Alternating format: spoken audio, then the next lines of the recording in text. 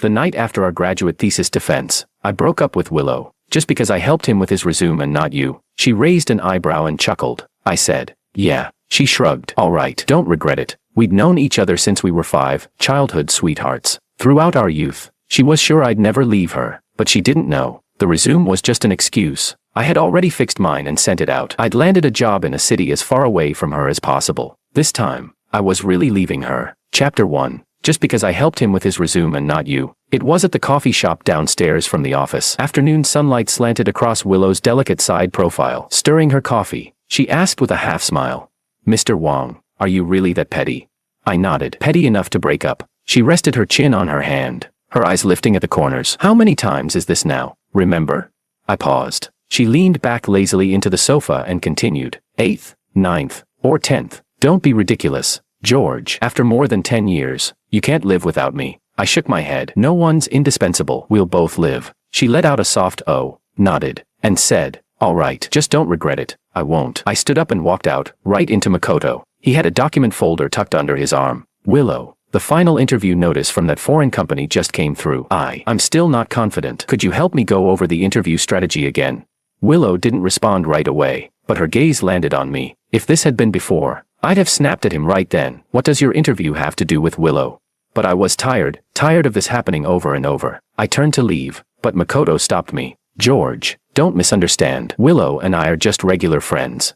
He bit his lip, his expression innocent. No one in my family understands these things. That's why I asked Willow for help. This job opportunity means everything to someone like me who came from a small town. Don't get upset with Willow over something so trivial. She stayed up late helping me with mock interviews. Her voice was completely hoarse afterward. I couldn't help but interrupt.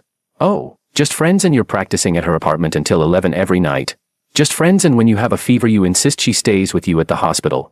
Just friends and every time you buy a new tie, you send her a photo asking if it matches. Just friends and you always call for help right when she and I are on a date. What are you, an orphan or friendless? Since you know you're just the chauffeur's son and not her real boyfriend. Have you completely forgotten what boundaries are? Makoto froze. His eyes reddened instantly. He looked down, shoulders trembling. George. Willow stood up, pulled out a tissue and handed it to him with a sigh. I know you've got a sharp tongue, but could you not use it to bully someone just because he's honest? A tear splashed onto the table from Makoto's face. In the quiet corner of the cafe, his muffled sobs rang out. A grown man bursting into tears just like that. I seriously started to wonder if he even had a dick. Suddenly, everything just felt meaningless. I turned and walked away from that suffocating air. Chapter 2. I went straight to bed after getting home and didn't wake up until late at night. Reaching for my phone, the first thing I saw was a new post from Makoto on his Moments feed. Feeling a bit down, but tried Texas Hold'em for the first time tonight. Lucky hand, thanks for your patience and not minding a newbie like me. For someone like me, who's just a broke kid who grew up buried in books. I finally realized, the poker table isn't just for wasting time, it's another kind of battlefield. Attached was a photo of the poker table. A slender, well-defined hand was pushing forward a stack of chips. Next to it was Makoto, flashing a V sign, and on the wrist of that hand pushing the chips, was the limited edition watch I gave Willow last year. Just then, my phone lit up. A message from Willow. Send me your resume. I'll take a look at it for you. She'd spent 5 full hours playing cards with someone else before remembering me. I stared at her profile picture. It was still the one I took of her, at the foot of the snow-capped mountains, where she was smiling freely, boldly. After all these years, she'd never changed it. My finger hovered over the screen for a moment. Then I opened the settings and moved her into the block list. Half an hour later, I went downstairs for a late-night bite. My uncle saw me and asked, "What happened to your eyes? They're swollen." I mumbled. "Slept too much. Pressed on them. Graduated now. You deserve a good rest." My uncle slid over a bowl of hot soup. I still say Willow's a thoughtful girl. Her family pulled some strings and already got her a job at Panda Group, right here in town. And you, just to build a future in the same city as her, you turned down out-of-town offers and kept burning the midnight oil, learning extra skills. I felt bad just looking at those dark circles under your eyes. I put down my chopsticks. Uncle, actually, I've accepted an offer. It's from one of the top securities firms in North City. He froze for a moment, his surprise tinged with hesitation. But North City so far, what about you and Willow? I cut him off. I know the difference between career and emotions. I said calmly, Uncle, this opportunity is a stepping stone for me. If my background check clears, I'll be heading out next week, eventually. My uncle nodded. Just then, my phone buzzed again. It was my best friend David, inviting me to our graduation blowout party. Go on. Have fun. My uncle patted me on the back. You've been holding it together long enough. Time to loosen up. Chapter 3. Half an hour later, I arrived at that well-known club. David told me to grab some drinks from the bar first. I was scooping ice into a tray when I heard a familiar voice from a nearby booth. I mean, Miss Lou, we agreed to come out and have fun, but you've been glued to your phone all night. What's up? Got blocked, Willow said casually. By who? That bold. Who else? My almighty other half, she said with a touch of helplessness. George. Huh. The person suddenly got it. Honestly, with young Master Wang's temper, who else could ever put up with him but you? Willow let out a soft laugh. I spoiled him myself. What else can I do? Gotta deal with it. What was it this time? Helped Makoto revise his resume. That's it. The person sounded speechless. Young Master Wang's got such a short fuse. But really, we've talked about it privately. If we were picking boyfriends, someone like Makoto would be ideal. Thoughtful, gentle, always putting others first. I didn't listen to the rest. I carried the drinks back to the private room. The moment I walked in, I saw David yelling at Makoto, who was, apparently, working part-time here in a waiter's uniform. Talk about bad timing. We ordered Johnny Walker Black Label, and you brought Jack Daniels. Everyone in our department knows George is allergic to Jack. How the hell is he supposed to drink this? Makoto's face turned red. There are too many people tonight. I messed up in the rush. Then fix it. What do you mean? Can't change it.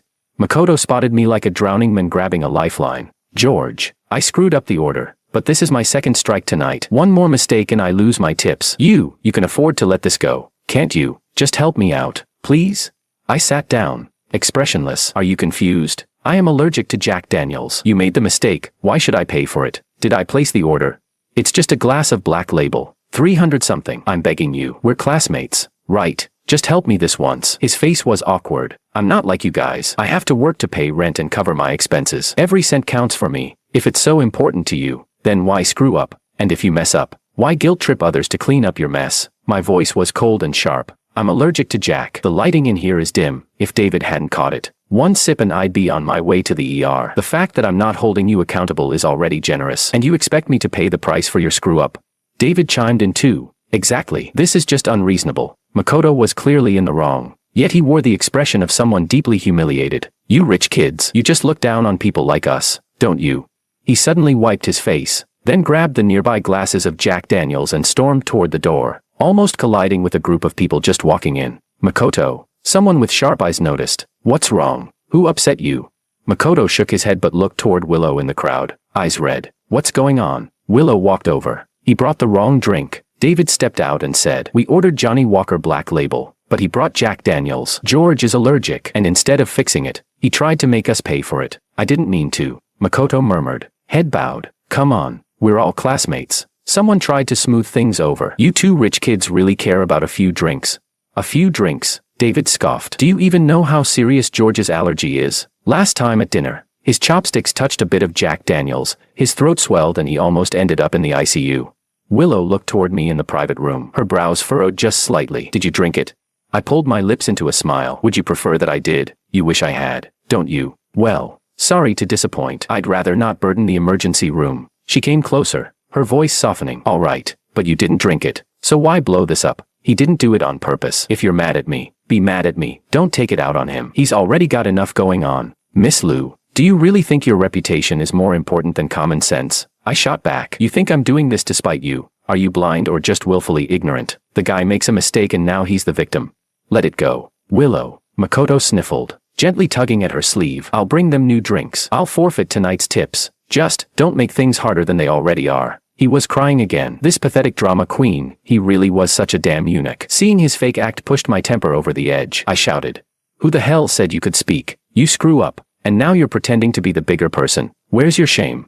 George. Willow's voice dropped low. Firm now. That's enough. Don't go too far. Then she turned to Makoto. Send the Jack Daniels to our table. Bring them a few more Black Labels. Put it on my tab. No need. I grabbed my jacket. If the lady wants to play saint, she can do it alone. David, let's go. Ha, what a temper. Someone muttered behind me. Chapter 4. David and I walked through the quiet streets in the early morning. Sorry, George, he said, a little frustrated. I should have just ordered another drink. Saved you and Willow from fighting again. Why should I be the one to back down? I kept walking. Just because he can cry, we all have to cover for his mistakes. And besides, I stopped and added, I already broke up with Willow this afternoon. David walked silently beside me. I asked, what? You don't believe me?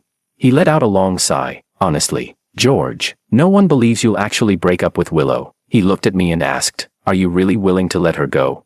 That question echoed in my head as I sat in the car on the way home. Really willing.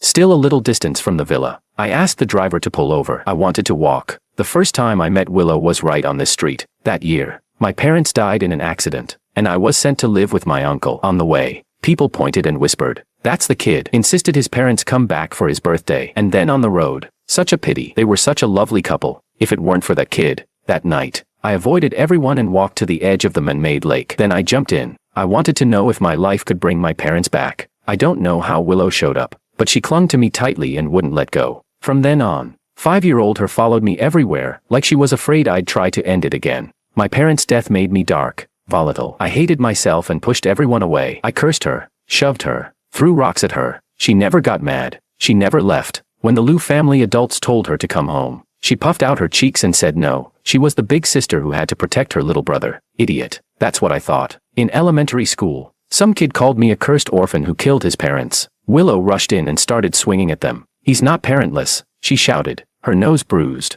her lips split. "Uncle and aunt are his parents now." When the crowd finally left, I looked at her coldly and said, "They're not your parents. They will be." She grinned, even though it hurt. "Once you marry me, won't they be?" Maybe that's when I softened. That day, I reached out and pulled her off the ground. Our little hands clasped, and they didn't let go for over 10 years. Until our first year of grad school, when Makoto came to the Liu family. He was the son of Mr. Ito, their longtime driver. He'd gotten into our university's graduate program and moved in with his dad. The first time I sensed something was off was on Willow's birthday. I had brought a gift and snuck into her apartment to surprise her, hiding in the closet by the entrance. But she came in, with Makoto. "Willow, happy birthday. I made this model myself. It's based on your family's old estate," he said shyly. "It's probably not as fancy as what George got you, but I spent several nights working on it. Thank you. It's the thought that counts," Willow said. I felt a surge of rage. I pushed open the closet door and walked out. "What do you mean, not as fancy as George's? You give your gift. Fine, but why compare it to mine? Because it's expensive. It doesn't count as heartfelt."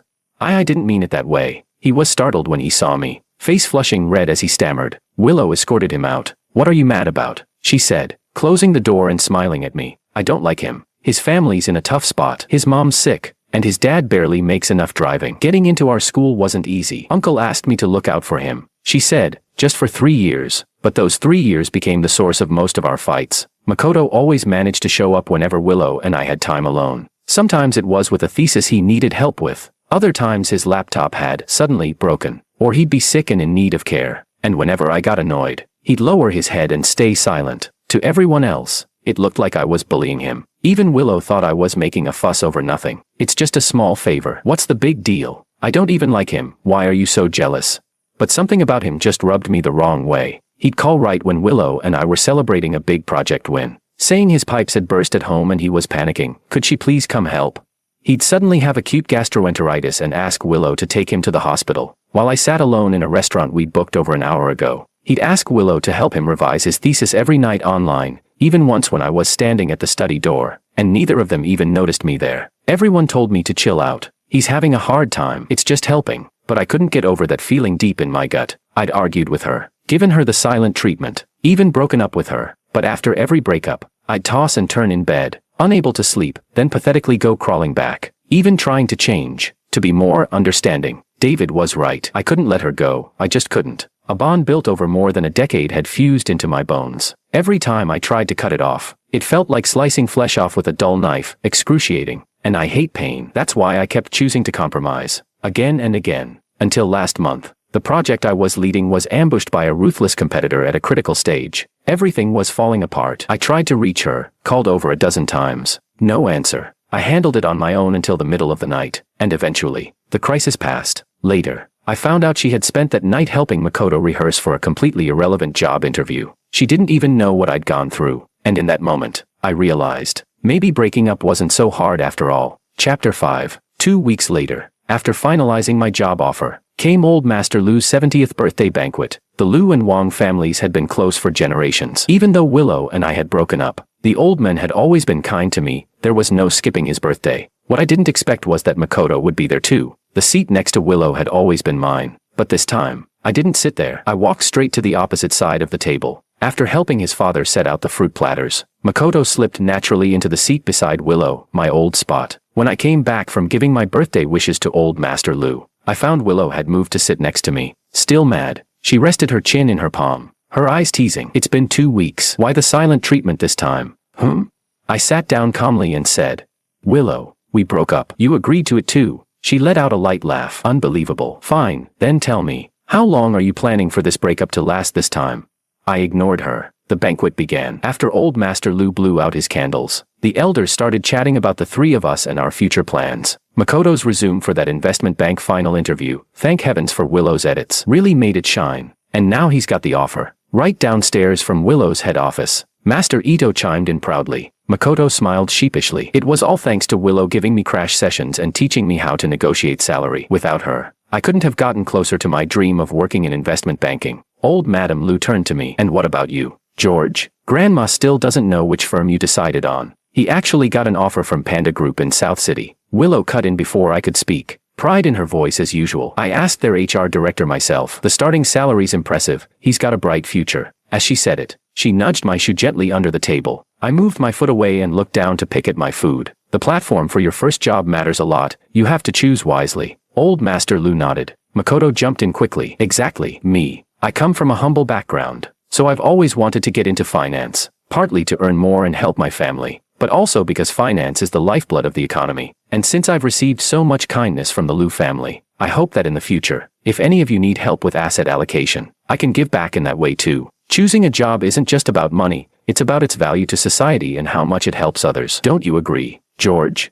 I smiled. Sorry, I'm not quite as noble as you. I just want to start as an analyst, build experience, and eventually take over my family's company. Of course, if any of you are looking for wealth planning services, our firm just launched a new ultra-high net worth family office program. The team is top tier in the industry, offering global asset management and 24/7 concierge response. Really, George? Old Madam Lu's eyes lit up. That's actually a very useful service, my uncle added proudly. George showed me the proposal last week. It was extremely professional. Our whole family is behind him. The elders leaned in, eagerly asking for more details. Meanwhile, across the table, Makoto's face flushed red, then pale. After the banquet ended, Willow caught up with me under the vine-covered arbor in the garden. All right, you've made your point. Now add me back, she said. I found it ridiculous. Made my point. We're broken up. Haven't you heard? The best kind of ex is one who's as quiet as if they were dead. You're always so harsh. She reached out, trying to grab my arm. I'm heading to HQ for training next month. It'll be half a year. Maybe longer. If you don't add me back now, it'll be hard to even see me. You really don't want that?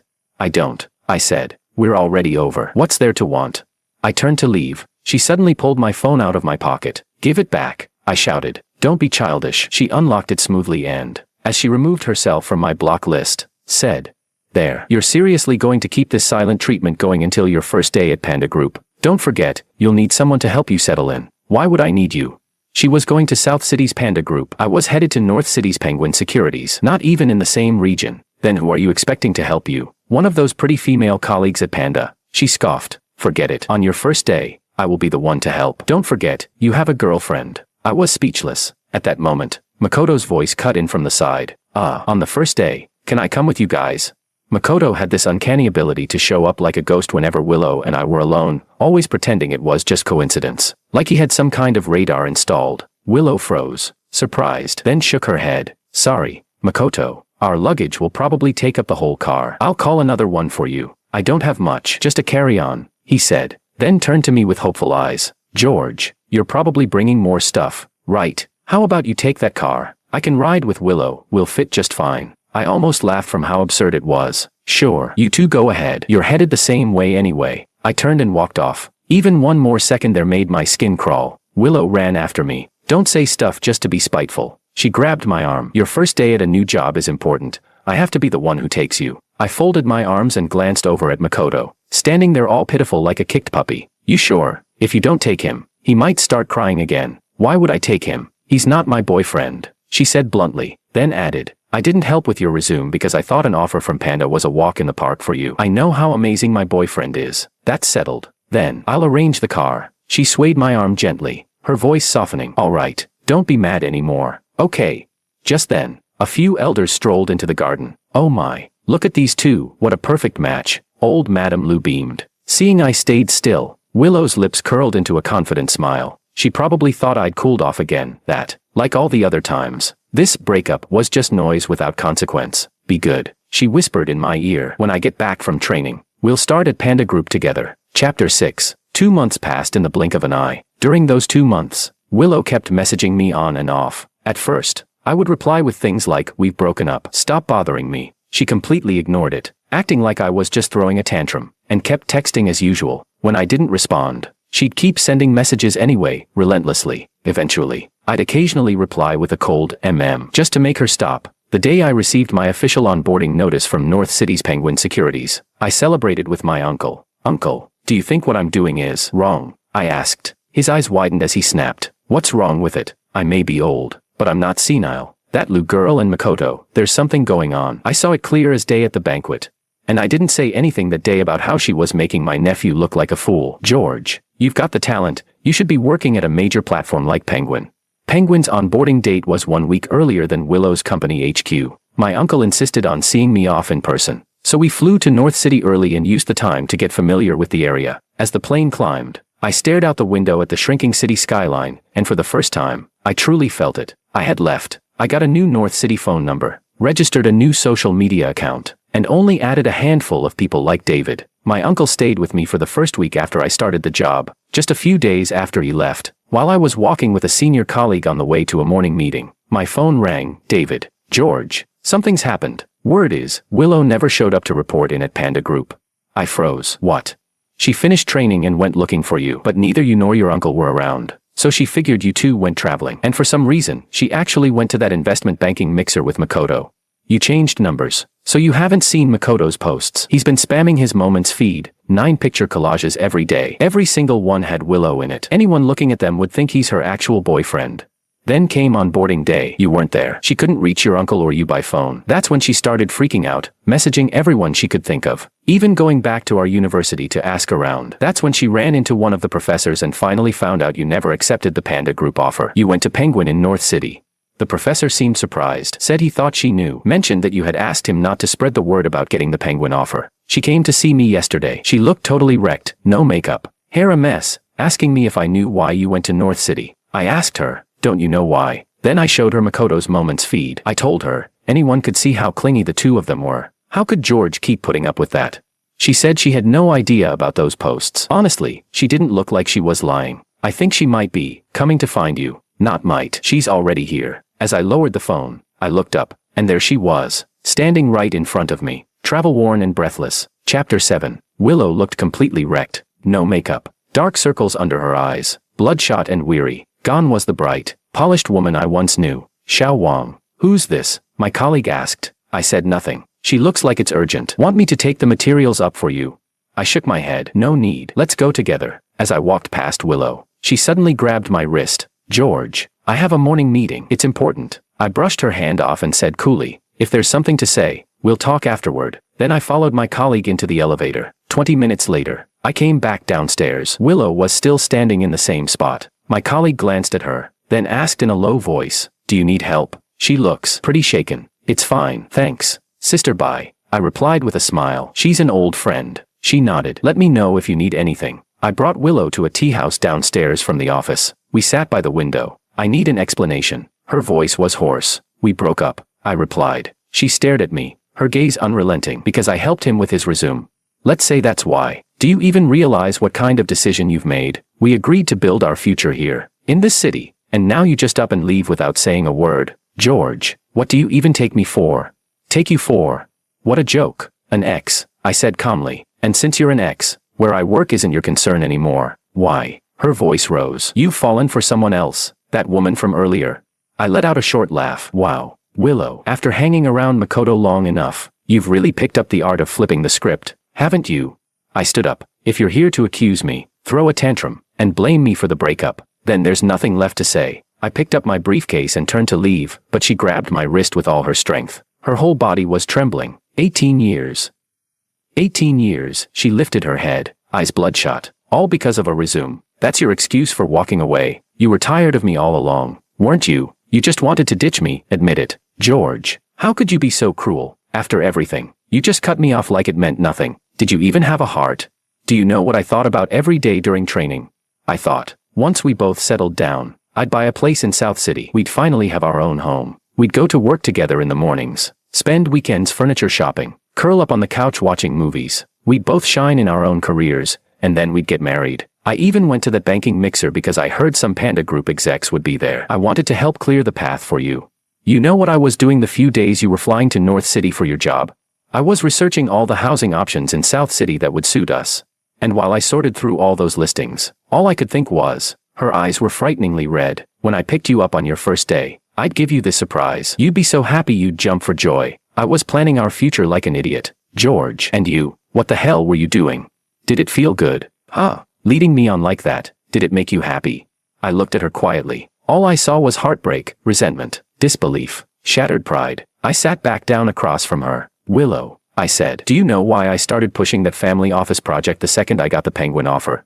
Chapter 8. She froze. On the night of May 15th, my uncle went out of town for a business trip, and my aunt took a leave to visit her hometown. I was home alone and ordered seafood takeout. I didn't check the ingredients carefully. It had crab roe in it, which I'm allergic to, I said calmly. I'm not sure if it had anything else, but the allergic reaction was more severe than ever before. I couldn't breathe. Everything went dark, and rashes broke out all over my body. I called you multiple times, but no one answered. Eventually, I called 911. In those long 10+ minutes waiting for the ambulance, I kept calling you. When the ambulance arrived, I practically crawled to open the door. Willow's pupils suddenly contracted. When they lifted me onto the stretcher, I honestly thought I wasn't going to make it. As the ambulance wailed past your apartment building, I wished so badly that you'd see it, that you'd be with me. I've always been afraid of hospitals. That night, I thought of my parents. I didn't want to die alone in a hospital. I was shaking so hard they had to physically restrain me. It wasn't until after 2 a.m. that my symptoms barely came under control. I refused to stay for observation and took a cab home by myself. That's when your call finally came. Do you remember what I asked? I asked why you hadn't answered all night. And do you remember what you said?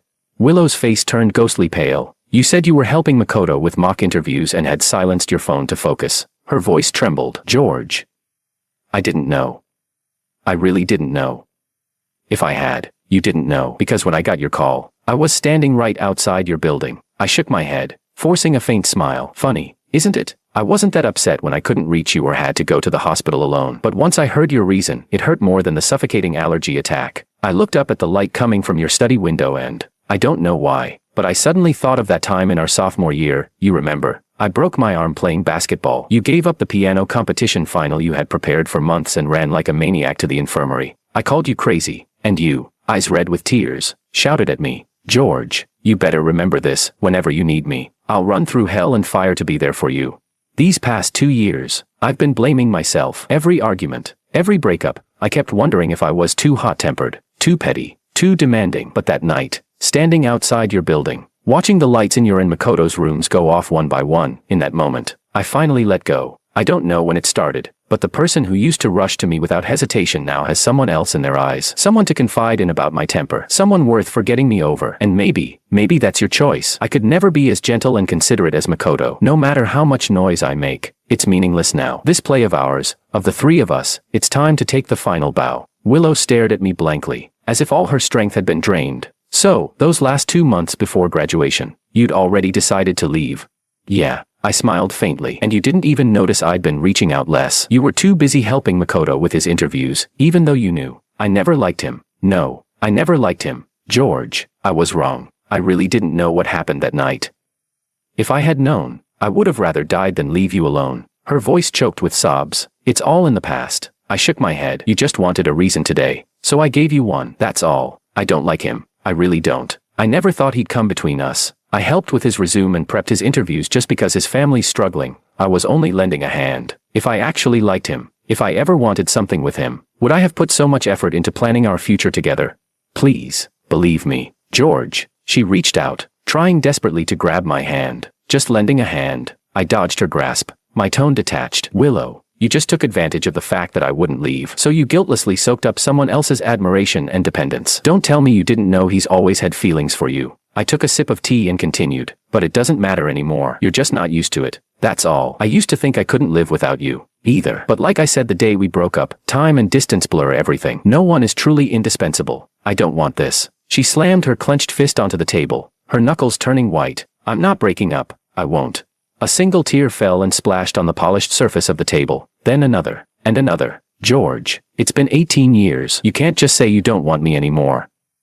I'll cut him off. I'll change. I'll change everything. Let's not break up, please. Let's not break up. Looking into her bloodshot eyes, a dull ache rose in my chest. I knew that pain well, the pain of tearing away. She said she'd planned a future, but so had I. She never knew. Inside the cap of that custom fountain pen I gave her on her 25th birthday, I had engraved a tiny line of text. It was a promise, for a lifetime together. One I had meant to show her when everything had settled. But now, it no longer mattered. Willow, go home, I said, shaking my head. There's no going back for us anymore. Chapter 9. Willow didn't go home. She came to the entrance of Penguin Group every single day. When I went to work, she'd sit in the lobby's cafe area. She'd buy my favorite iced Americano, send up late-night snacks when I was working overtime, and even, God knows how, managed to get a copy of our office building's access card, trying to sneak into the elevator. When it rained, she'd wait at the door with an extra umbrella. When the weather turned cold, she'd show up with a thick coat. She did all of this like it was the most natural thing in the world, as if we were still a loving, inseparable couple. But I never accepted anything, and I never responded. It became a one-person performance, hers alone. My colleagues would ask me privately, "That pretty, persistent girl downstairs, is she your girlfriend?" I'd say, "Ex-girlfriend." "Whoa," they'd gasp. "An ex that beautiful and devoted, and you still have the heart to say no? Why not just get back together?" She kept it up for an entire month. Then, at an industry networking event, I met a woman. She was a partner at a well-known law firm, sharp, elegant, and articulate. Her insights into the financial market left a strong impression on me. After the event, she took the initiative to exchange business cards and invited me to coffee that weekend to discuss possible collaboration. That scene happened to be witnessed by Willow, who was waiting in the lobby. She instinctively stepped forward, like she had countless times in the past, ready to assert her presence, as if claiming her territory. But after taking 2 steps, she abruptly stopped, because she heard me on the phone saying, "All right, see you this weekend, George." She rushed over and grabbed my arm, eyes red and wild. "Don't say yes to her. George, please, don't agree to meet her." I thought of the phone call I got last night from Aunt Lou. "George, we elders won't meddle in your young folks' business. We're happy you're doing well in North City, but if Willow keeps this up, she's going to lose her position at Panda Group. You know how much she sacrificed to get into that company. I'm begging you, talk to her. Convince her to come back, please." "Willow," I said, "it's time for you to go home." Chapter 10. At first, Willow refused to leave, but 3 days later, she finally returned to South City, because Grandma Lou was hospitalized after falling ill from stress. 2 days later, I got a call from my uncle. "George, you need to come back." "What happened?" "Sigh. It's that Lou girl again. She's refusing to report for work at Panda Group, and now she's throwing a tantrum, saying she wants to resign and move to North City. Your Grandpa Lou and Grandma Lou are absolutely furious. Oh, and now she's threatening to go on a hunger strike. You know her stomach's always been weak." She collapsed again. I had to use our family's medical concierge card to get a specialist to come to the house. He sighed. "I know you've made up your mind to break up, but Grandpa and Grandma Lou have treated you like their own grandson since you were little. Just come back and talk some sense into her. Get that girl to stop making trouble and go back to work." I booked the earliest flight back to South City. The moment Grandma Lou saw me, she began to wipe her tears. "You two were doing so well. What happened? If Willow bullied you, just tell Grandma. I'll set her straight for you." "All right." I shook my head. "Grandma, please take care of your health. I'll go up and check on her." Upstairs, just outside Willow's bedroom, I ran into Makoto. He was holding a bowl of warm porridge meant to soothe the stomach and was gently trying to persuade her. "Get lost. Who told you to come? I said you're not allowed in my house again." Willow's hoarse voice roared from inside the room. "Ito-san's back pain flared up today, so I came in his place," Makoto said, voice as timidly stubborn as ever. "If not for yourself, can't you at least think of those who truly care about you?" Something slammed hard against the door. I said, "Get lost. Don't you understand human language?" "I'm not leaving." Makoto's voice rose, laced with tears. "I'm not as heartless as he is. I can't stand watching you destroy yourself like this. If you won't eat or go to work, then I won't eat or go to school either. Go ahead and die. See if I care. Get out." The next second, the door flew open. Willow's lifeless eyes instantly lit up the moment they saw me. "George." She shoved Makoto aside. "You're back. When did you get here?" "Just got off the plane," I replied calmly. "If this isn't a good time, I can come back later." "Don't be silly." Her eyes immediately turned red. "I knew you wouldn't abandon me." I was silent for a few seconds. "Willow, this is childish. Come in." She gripped my hand tightly, pulling me into the room, completely ignoring Makoto beside her. "I've already contacted some headhunters in South City. A few companies look promising. Take a look." But suddenly, Makoto extended an arm, blocking the doorway. "Move." Willow's voice turned ice cold. "Why are you being so stupid? What is it you like about him anyway?" Makoto looked at Willow, His eyes filled with unshed tears. He's selfish, cold, bad-tempered, and all he does is take from you. His parents died because of him. Willow, are you really going to ruin yourself over him? Shut up. Willow was trembling with rage. Say one more word about George and I swear I'll rip your mouth apart. This is between us. Stay out of it. I won't stay out of it. Seeing you like this hurts more than dying. Then he turned to me, his eyes filled with resentment. George, have you ever really cared about her? What have you ever done except take and take? Her stomach's weak. Did you ever make her porridge once? She was so exhausted from rotating shifts that she nearly passed out from low blood sugar, but she still thought to buy you a late-night snack. Did you ever feel sorry for her? She gave everything to you. What did you give her in return? I suddenly smiled. George, don't listen to this lunatic. Willow clutched my hand tighter in panic. I pulled my hand free, looked at Makoto with a cold smirk, and said, you think you're the one who really loves her, don't you? You think she's just some poor girl blinded by a toxic relationship, and you're the noble savior here to rescue her? What a joke. She pities you. You pity her. The two of you really are a perfect match. I stepped forward. You ask what I've done for her. You warm up one bowl of porridge and think that makes you some kind of tragic romantic hero. Did it never occur to you that this porridge recipe doesn't even exist on the market?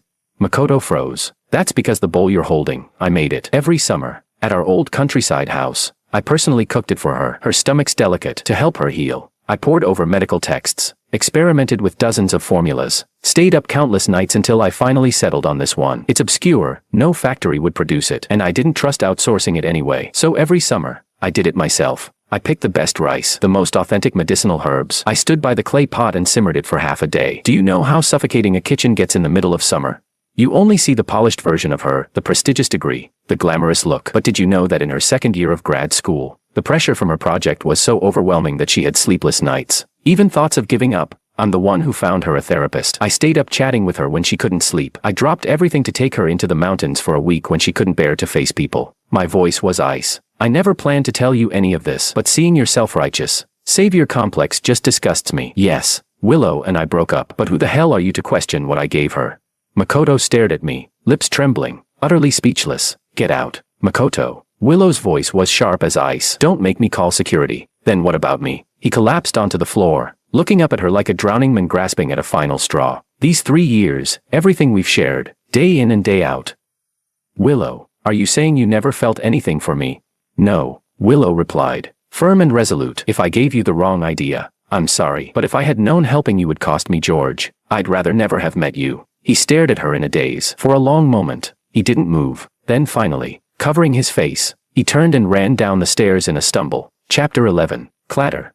In his panic, Makoto knocked over the delicate pen stand on Willow's desk. The custom fountain pen I gave her on her 25th birthday, engraved with a vow for the future, rolled to the ground, the cap and body separating. She scrambled to pick it up, but the moment her hand grasped the pen body, she froze. Inside the cap, the line of carefully hidden micro-engraved words glinted clearly under the light. To my Willow, may the rest of my life write each chapter of our future together. George. Willow sank to her knees on the carpet, her hands trembling as she picked up the cap. Holding it to the light, she carefully rotated it, reading the even smaller inscriptions engraved along the inner rim, lines that could only be seen when turned just right. The first one, Willow, happy graduation. I gave everything I had to get closer to your future. My reward, will a kiss be enough? The second, sweetheart, you've worked hard this year. Boyfriend sounds a little worn out now, interested in something more permanent, like calling me husband. The third, today's the day we move into our new home. Tell me, what color flowers did you choose for the balcony? The fourth, the fifth,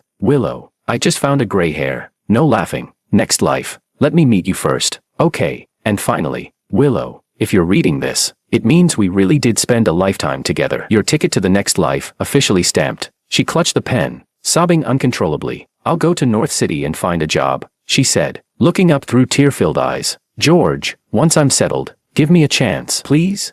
I shook my head. Willow, do you remember the first day I returned to South City, when you waited for me downstairs? That day, I had just finished an important conference call. It was about a long-term overseas assignment, part of a cross-border MA project. She went still. Yesterday, I got the official notice. I've been approved. I'm relocating to London next month. The light in her eyes instantly went out. Even if you go to North City, I won't be there. Is it because you want to get away from me? Her voice shook. Do you really hate me that much?